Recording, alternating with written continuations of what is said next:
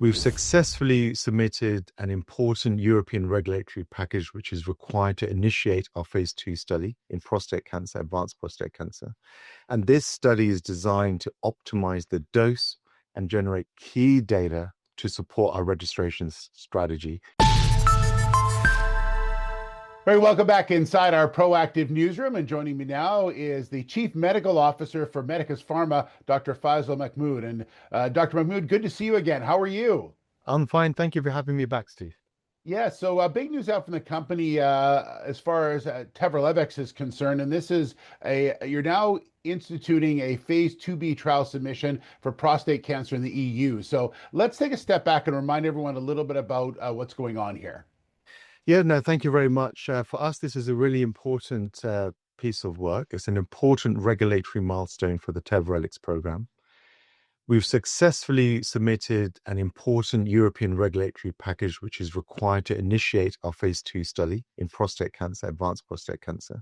And this study is designed to optimize the dose and generate key data to support our registration strategy in a really large and underserved population of prostate cancer patients with elevated cardiovascular risk. Yeah, talk to me a little bit about the why the European Union and why this is so important, because this really allows you to sort of move to the next stages, right? No, exactly. We have an open IND for this program, but we plan to conduct this phase 2B study primarily in Europe, which is why we needed to get this European regulatory milestone over. And cardiovascular disease and patients with elevated cardiovascular disease is a worldwide issue.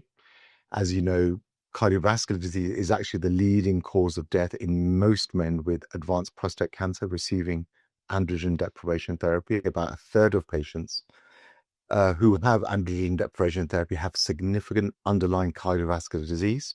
And despite this, no hormonal therapy today exists with a specific label for these patients, i.e. patients with elevated cardiovascular risk. And we believe this represents a significant unmet need and important opportunity.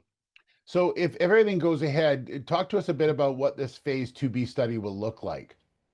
Yeah, so it's a single arm study to confirm that the dose that we predict using a quite substantial PK/PD model, as well as 400 patients worth of data, does indeed induce testosterone suppression and maintain it, and therefore can be used in the phase 3 in the phase 3 setting. So we plan to do that, as well as establish its full safety profile, etc.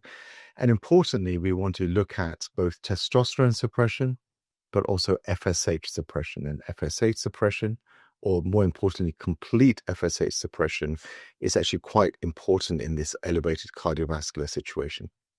Okay. And what kind of timing are you looking at? Is this regulatory approval? Is it months you'll be waiting for, or how does it work in the European Union?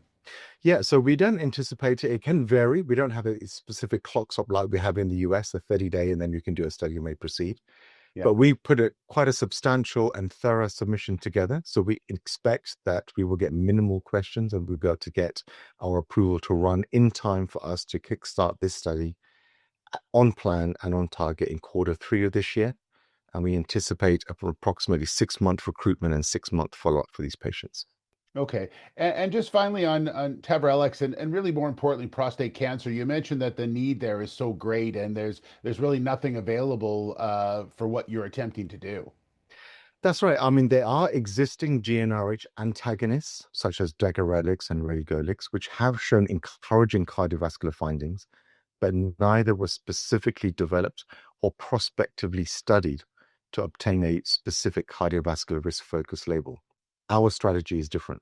We are developing Teverelix with a dedicated focus on patients who have an elevated cardiovascular risk and generating clinical evidence need to support that positioning and specific label, which makes it unique.